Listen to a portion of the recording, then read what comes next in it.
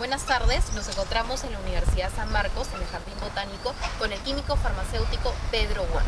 Vamos a hablar sobre la diferencia que existe entre los medicamentos de marca y los medicamentos genéricos. Correcto. Y empezamos con, ¿cuál es la diferencia principal de estos medicamentos?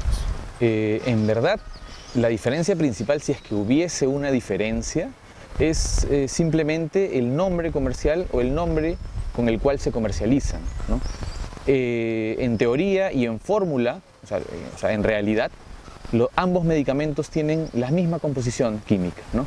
Tú sabes que los medicamentos están compuestos de un principio activo y algunos excipientes. Entonces, el principio activo en ambos nombres, comercial o genérico, son los mismos.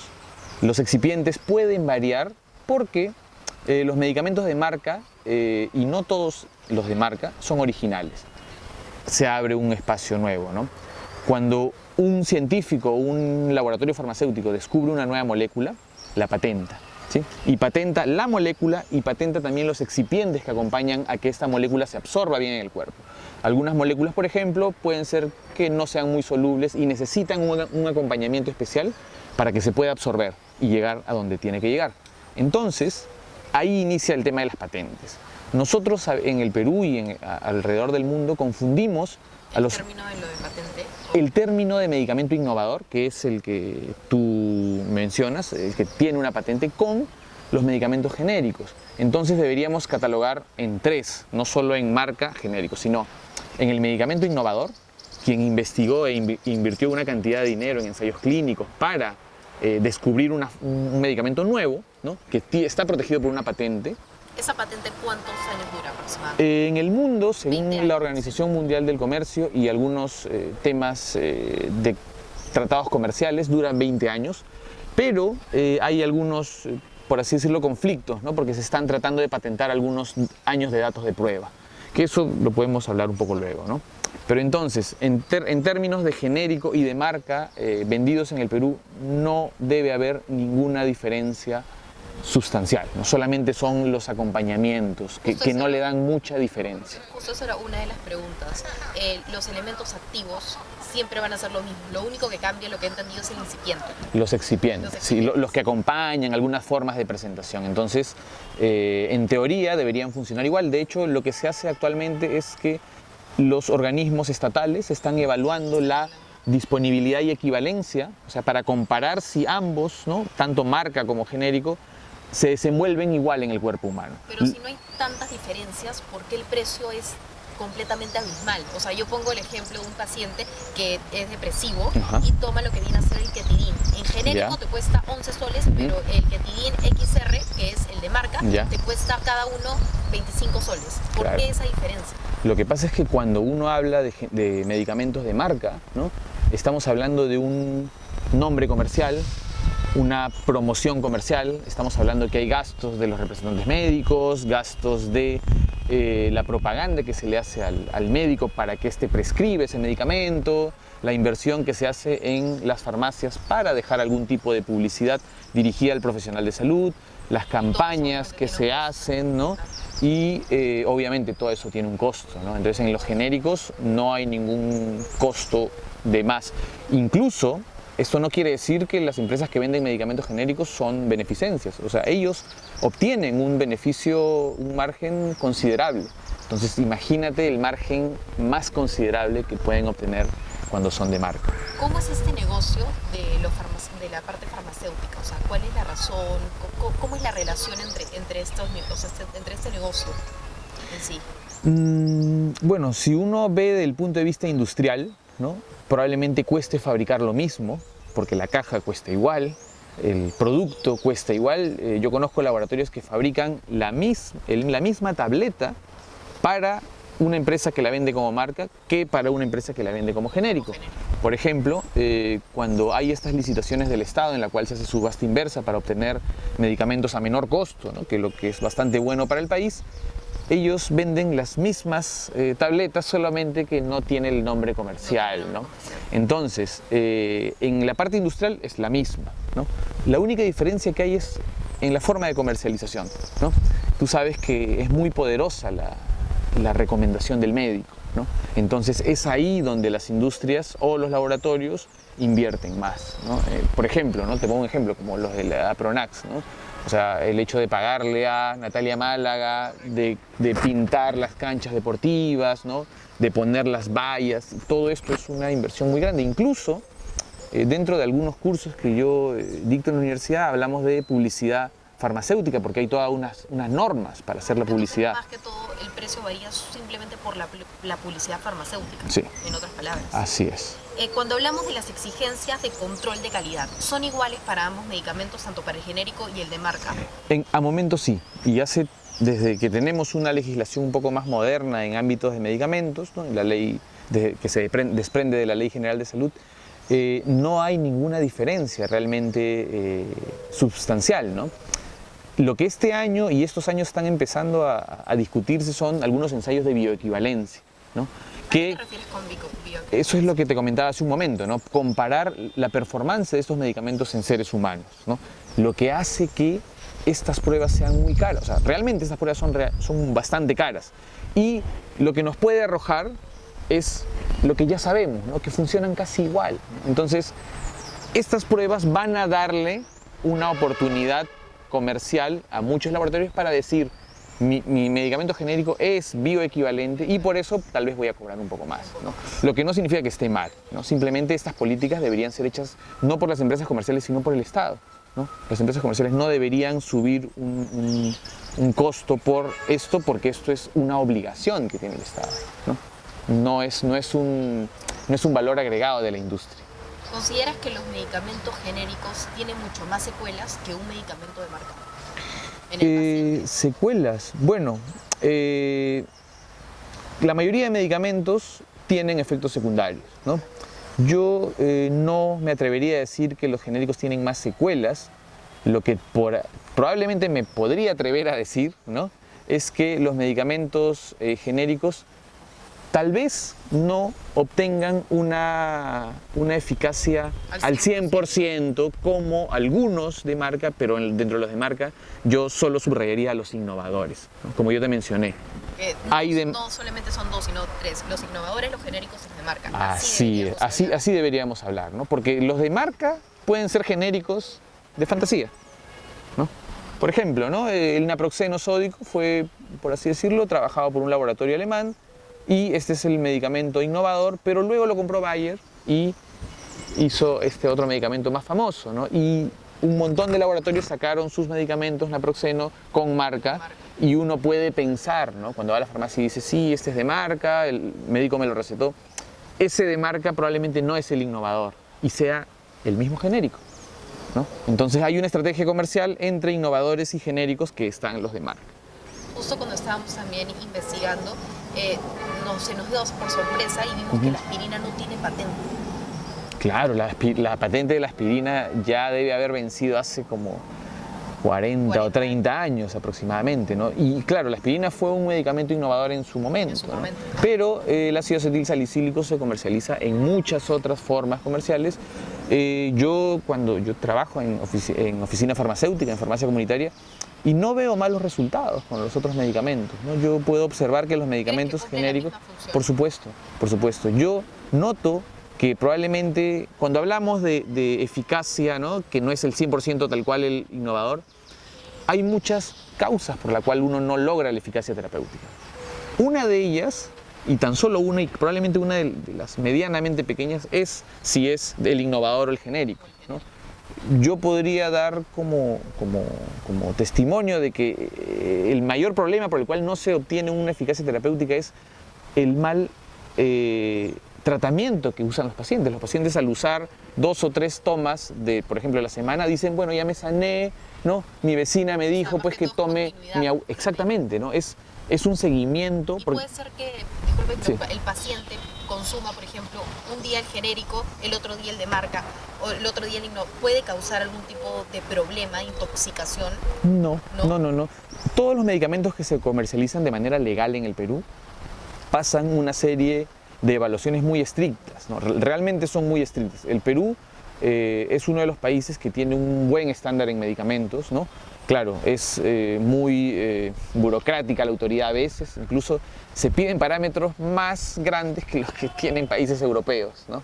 Pero esto tampoco significa que es muy bueno, ¿no? Simplemente significa pues, que aquí la autoridad es muy paternalista, ¿no? Y eso también es otro problema. Pero no veo que haya un problema en la salud si es que el paciente, por un aspecto económico, no llega a comprar el medicamento innovador y decide, porque está dentro de su potestad económica, obtener un genérico. Incluso, pues, realmente la labor del Estado es entregarle al paciente, tenga o no dinero, estos medicamentos, ¿no? Y entregarle los medicamentos más adecuados, ¿no? Haciendo un balance entre eficacia y economía, ¿no? Entonces, eso es una potestad del Estado. También acudimos al Arco Herrera para preguntar justamente qué medicamentos tienen genéricos y de marca. Y obviamente este hospital nos dio a conocer que realmente toda su medicación es obviamente genérica, porque de marca obviamente no tienen para poder cubrir a todas las personas que están internadas. Claro. Entonces, ¿consideras que igual, por más que tengan genéricos, está bien? ¿O crees que en verdad el Estado debería obviamente invertir en medicamentos ya más no caros, de marca, sino innovadores? Yo creo que el tema de los innovadores no va por el tema de elección, porque cuando son innovadores recuerda que hay una patente, ¿no? Entonces, si hay una patente significa que nadie podría hacer un genérico. Entramos en otro aspecto que es un poco la política de salud del Estado, porque, por ejemplo, si es que el día de hoy un laboratorio saca la cura contra el cáncer de próstata, por poner un ejemplo bastante grueso, ¿no? Y el Estado actualmente tiene una política para trabajar y erradicar estos problemas de cáncer, digamos, estamos poniendo puros ejemplos, el Estado tiene la facultad de violar esta patente, ¿no? Porque es una política de Estado, porque tenemos personas que se van a morir si es que no acceden a este tratamiento. Hace unos años nos pasó con un antirretroviral, ¿no?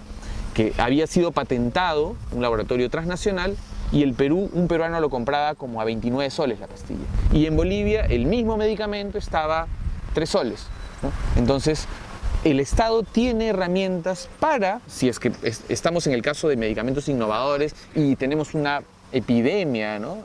Nacional, utilizar esta ruptura de patentes y nacionalmente fabricarlas. O sea, el peruano o el usuario o el paciente no debería verse perjudicado. Por eso el Estado tiene muchas herramientas. Que no las aplica es otra cosa, ¿no?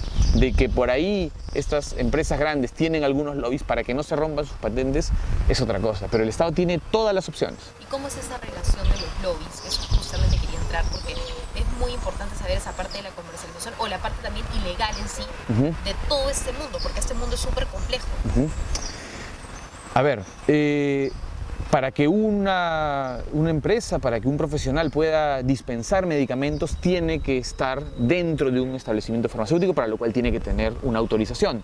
Las empresas que distribuyen estos medicamentos son droguerías y también tienen que tener una autorización, y los que fabrican también, ¿no? O sea, toda esta cadena está muy bien resguardada. Y, claro, yo conozco directamente, porque la autoridad fiscaliza, supervisa y pues es bastante estricto ahí.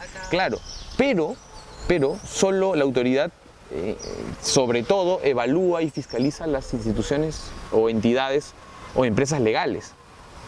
Estamos a unas cuadras del hueco y como ellos no están inscritos en la DIGEMIT, nadie los fiscaliza, ¿no? O sea, tendría que armarse un operativo con fiscales y todo. Para poder cerrar a todos estos. Entonces, esto nos da un mensaje muy fuerte, ¿no? Que los ilegales en el Perú tienen más ventajas que las personas formales, y eso realmente es un problema, ¿no? Porque ese es un problema, ¿sí? Grande. El otro problema es que tenemos un oligopolio comercial, ¿no? Por lo menos en la parte directa de dispensación, que son lo que ha hecho el grupo Intercorp, ¿no? Intercorp ha comprado a todas las otras cadenas de boticas, ¿no? Y hay una concentración. Hay una concentración, y que la Constitución misma no debería, o sea, dice que no debería suceder, por lo menos en un bien que no solamente es comercial. El medicamento es un bien social además, ¿no? Entonces debería ser regulado por el Estado, no deberían haber estas compras, ¿no? No debería tener un solo dueño, debería haber un límite para la comercialización, porque al fin y al cabo todo lo que hablamos de laboratorios, droguerías y farmacias, quien le da el medicamento al paciente es la botica o farmacia. Entonces, si está capturada ese estamento por un grupo comercial, podemos tener medicamentos genéricos de muy buen precio, pero ellos si no lo quieren vender, ¿qué es lo que está pasando? Eso es lo que pasa, por eso te decía, por ejemplo, este paciente va justamente a esta farmacia que, bueno, no la voy a nombrar, sí. Y siempre le dan, o sea, que solamente tienen en stock el medicamento de marca, y ya no existen los genéricos. Hay políticas en las cuales... obviamente quieren ganar más, pero ¿cuál crees que sea el objetivo? Simplemente sea netamente económico. Totalmente, o sea, a mí no me cabe la menor duda, ¿no? Estas empresas son realmente empresas un poco voraces, ¿no? A ese respecto. En países similares como Uruguay y Argentina, ya el Estado le ha puesto límite. O sea, ya ha puesto un límite a la comercialización. En Uruguay, una empresa o un dueño o un farmacéutico puede tener como máximo 15 farmacias. Entonces deja a que muchas empresas puedan competir, o sea, realmente es una libertad de mercado. Acá no existe la competencia, acá tenemos... ¿Cuántas por lo menos puede tener una persona? Si acá no hay límite. Acá el Grupo Intercorp tiene más de 1000 establecimientos, ¿no? Y claro, o sea, si quieren comprar más, harán, ¿no? O sea, ya ellos saben que ya han copado el mercado y a ellos les conviene. Por supuesto, entonces, política comercial, es decir, no vendemos genéricos, ¿no? Claro, ellos políticamente dicen, sí, hemos firmado un acuerdo con el Ministerio para vender genéricos, pero tú has ido a ver y tú preguntas a los pacientes. Entonces, ¿quiénes tienen que evaluar eso? La autoridad de salud, ¿no? Y ellos saben lo que pasa. Yo tengo colegas farmacéuticos muy valientes que denuncian este tipo de casos, pero la autoridad, al parecer, no voy a decir, no quiero inferir nada, pero probablemente ya una dejadez, ¿no? O un desinterés en este punto es realmente grave. Porque si nosotros nos matamos hablando de que los genéricos y que los de marca y un poco hablar y difundir la política de genéricos, que es algo bastante bueno, pues nuestro discurso se queda en nada si es que quien tiene capturado la dispensación de medicamentos son un grupo que políticamente no le interesa vender genéricos, ¿no? ¿Y qué es lo que pasa? Entonces, mucha teoría, en la práctica es muy claro, ¿no? Eso es un poco lo que puedo observar del mercado. ¿Tú alguna vez has tenido, o sea, has sido dueño de algún tipo de establecimiento farmacéutico? Yo tengo una farmacia, sí. Entonces yo puedo ver eso directamente, ¿no? De hecho, nosotros somos una farmacia independiente, entonces nosotros nos hemos agrupado con otros independientes un poco para que no nos exterminen. ¿En tu ¿no? establecimiento sí vendes? Por supuesto, tenemos un espacio muy grande y probablemente la razón por la cual sobrevivimos como farmacia es que los pacientes llegan a nosotros buscando genéricos, ¿no? Porque saben, me han dicho... En otro lugar no lo pueden conseguir. No lo consiguen, ¿no? Yo estoy rodeado, a 2 esquinas tengo Incafarma y a las otras 2 esquinas otro Incafarma. Entonces sobrevivir ante este mercado tan voraz es, ¿no? Casi heroico, ¿no? O sea, uno tiene que realmente ¿Cuánto tiempo tener llevas en este negocio de la farmacia? Bueno, esto lo inició mi madre, nosotros tenemos 25 años con la farmacia, entonces sobrevivir eso es, pues, ¿no? Ya no se trata solo de dar un mejor precio, porque ¿no? Imagínate, ¿no? Si una empresa compra por 1000, ¿no? Y yo compro por 1, obviamente a mí me van a vender a un precio más caro, ¿no? El insumo para yo venderlo, entonces ya no se trata de dar un mejor precio, lo que sería bueno, ¿no? Pero en este momento se trata de hablar, hacerle un seguimiento al paciente, ¿no? Entregarle... Más que todo, porque si no puede comprar uno de marca que... La razón por la cual sobreviven las farmacias independientes en el Perú es porque deben estar haciendo un buen trabajo con el paciente. No hay otra. Las farmacias independientes en el Perú no tienen más infraestructura que una cadena, no tienen más logística que una cadena, no tienen mejores precios que una cadena, o sea, olvídate, ¿no? Y debería ser, a mi criterio, política nacional de la entidad de salud, apoyar a las farmacias independientes. Y la mayoría de farmacias independientes son farmacias, ¿no? Hay un término muy claro. La farmacia es la que es propiedad del farmacéutico. Las boticas, cualquier persona puede abrir. De hecho, ¿no? Estos grupos son cualquier persona que abren establecimientos donde venden estos medicamentos. Absolutamente. Y los medios de comunicación siempre dicen, ¿no? Las farmacias están haciendo un monopolio. Ojo, las farmacias son en el Perú menos de 1000. ¿no? Sino serían las boticas. Son las boticas, ¿no? Y la razón por la que existen boticas ha sido porque en los años 90 hubo una liberalización extrema del mercado, ¿no? Entonces esto fue consecuencia de la política de Fujimori. Me refiero a lo de la comercialización y más que todo que simplemente este monopolio que se ha ido, esta concentración? Yo creo que yo creo que inicia en los años 90, en la que Fujimori liberalizó el mercado farmacéutico, ¿no? Por un tema de atraer la inversión y todo, pues está bien atraer la inversión, pero tiene que esta libertad de competencia ser regulada, ¿no? Antes solo los farmacéuticos podían tener farmacia, ¿no? Es como que un consultorio odontológico sea dueño de un odontólogo, que es totalmente correcto, ¿no? O sea, a un consultorio médico, ¿quién es el responsable? Un médico. ¿Y quién pone un consultorio médico? Un médico, ¿no? Ahora, cualquier persona que tiene un poco de dinero dice, pues me parece buen negocio, pues yo conozco que en el Hueco venden, ¿no? Reciclo los medicamentos y pongo mi botica. Contrato un farmacéutico, este farmacéutico le digo, pues bueno, puedes venir, no venir, solo te puedo pagar estas horas, ya yo voy a cerrar, pero ellos no cierran y se quedan abriendo. Todo este problema sale de ese momento, ¿no? Entonces, todo lo que sucedió luego fue una no contención a eso. No, hasta ahora el Estado no ha podido contener eso y claro, pues, ¿no? Llegamos al extremo en el cual hay un solo dueño ahora de todas estas, ¿no? Lo mismo pasó en Chile. Y en Chile, es más, hace unos años, en el 2006, Indecopi multó porque descubrió que las 3 principales cadenas de boticas en el Perú, ¿sí?, habían concertado precios, se habían juntado y habían dicho, bueno, en estos medicamentos todos subimos el precio. Imagínate, eso sucedió en el Perú. En Chile pasó lo mismo, y a las 3 establecimientos los multaron con $19 millones cada uno, que era el 3% de su utilidad. En el Perú los han multado con 100 UIT. O sea, cada UIT eran 3.500 en esa época, o sea, 3 millones de soles. O sea, nada. Nada a comparación de Chile. ¿Qué cosa significa eso si tú eres una de esas empresas? Bueno, me conviene seguir violando las normas porque pues, la multa que me ponen es ínfima. Nada a comparación de la utilidad. Y ahora ya no tienen que concertar, sino ahora son el mismo dueño. Si esas prácticas existen, el Estado se está tapando los ojos. Entonces es un problema. Si tú dices que la parte de lo que viene a ser el registro y todo eso es tan difícil, y ahora veo todo lo de ese tema de que cualquier persona puede abrir una farmacia, hay como que una controversia en eso, o sea, es lo que no entiendo. A ver, el tema de la dificultad a la cual yo te mencionaba y la burocracia, ¿no?, es un tema sobre todo para el registro sanitario de los medicamentos, ¿no? Digemit se demora años en entregarte un registro sanitario por la propia burocracia. Yo una vez pedí un registro sanitario para un medicamento, se demoraron 5 años en entregarme el registro sanitario. Y cuando hice la inscripción nuevamente, o sea, me dieron la inscripción antes de que hubiera aceptado yo el segundo documento totalmente finalizado, ¿no? Claro que hay algunos que demoran 1 año, 6 meses, pero te doy un ejemplo directo, ¿no? A mí me pasó, ¿no?, 5 años en evaluar un expediente. Es por eso que hace un tiempo, ¿no?, en la Cámara de Comercio pidió a la ministra que Digemit acelere esto, ¿no? O sea, no estamos hablando de acelerar medicamentos nuevos, ¿no? O sea, yo pongo un medicamento nuevo y digo, mañana me den el registro. No, estamos hablando de la reinscripción.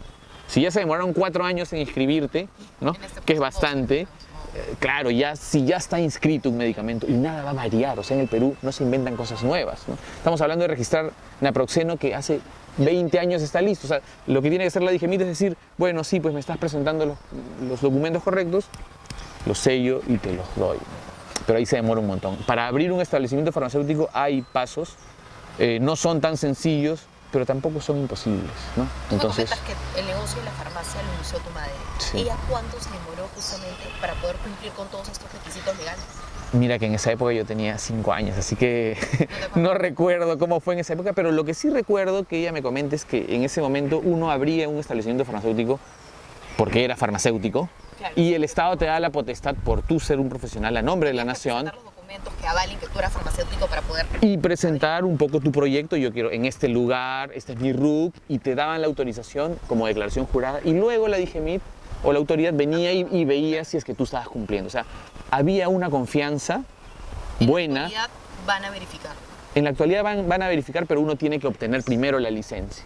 O sea, ya no confían, porque obviamente ya no es un profesional el dueño, ¿no? Entonces, eso yo creo que se ha perdido, ¿no? Y bueno, ¿no?, está así las cosas, ¿no? Entonces, básicamente el problema aquí es la comercialización. Yo creo que el punto, ¿no?, el cuello de botella de todo este problema que ustedes me plantean es la comercialización, ¿no? Porque de nada nos sirve. La distribución no tanto.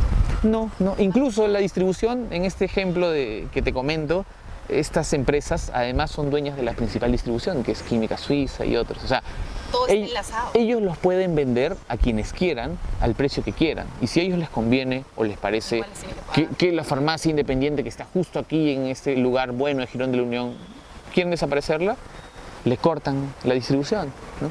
O sea, por eso, esa es la razón. También el profesor que nosotros obviamente preguntemos y abordemos es la relación que existe, porque por supuesto, comercialización, distribución, lo que viene a ser el paciente, entonces es una relación súper compleja. O sea, Así pareciera que fuera fácil, pero realmente son hilos tras hilos, porque claro, es un tema tras otro tema.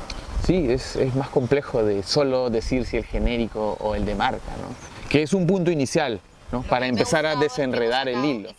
Que viene a ser los medicamentos innovadores. Así es. Nosotros nos habíamos concentrado no estaba en el mapa, en el genérico y el de marca, ya, pero no habíamos abocado también la investigación en estos. Y es lo más importante, ¿no? Yo creo que si es que realmente alguien tiene que un poco defender o lo que ha invertido por descubrir una molécula nueva que le va a servir a la humanidad, son los innovadores, ¿no? Incluso yo creo que deberían tener menos años de patente. Porque ¿aproximadamente cuánto crees que podría? De los 20 que tienen, yo estimo, y porque he visto un poco cómo algunas empresas han recuperado su inversión en los 10 años. O sea, en 10 años ellos ya recuperaron y ya ganaron un montón, ¿no? Han tenido la exclusividad, ¿no? De ser innovador. Para todo el mundo, ¿no? 20 años es un premio muy grande, ¿no? Pero claro, ¿qué pasa? ¿Quiénes ven los tratados comerciales, los países que son los que acogen a las empresas? O sea, ¿no? Estados Unidos es un país que hace muchas patentes ahora en productos biológicos y ellos como Estado protegen a sus empresas. Entonces, claro. Bueno, es su objetivo. Claro, entonces ahí, ¿no? Ahí nosotros cuando negociemos estos tratados, ¿no? Comerciales internacionales, deberíamos también pensar en que pues nuestra gente y nuestro Estado tiene que obtener medicamentos a un precio razonable, ¿no? O sea, que no podemos cargar en la mochila con patentes porque les conviene a otros países. O simplemente por la publicidad, que habíamos hablado de la publicidad. También es parte, ¿no? Listo, gracias. Listo. Pedro, por la entrevista.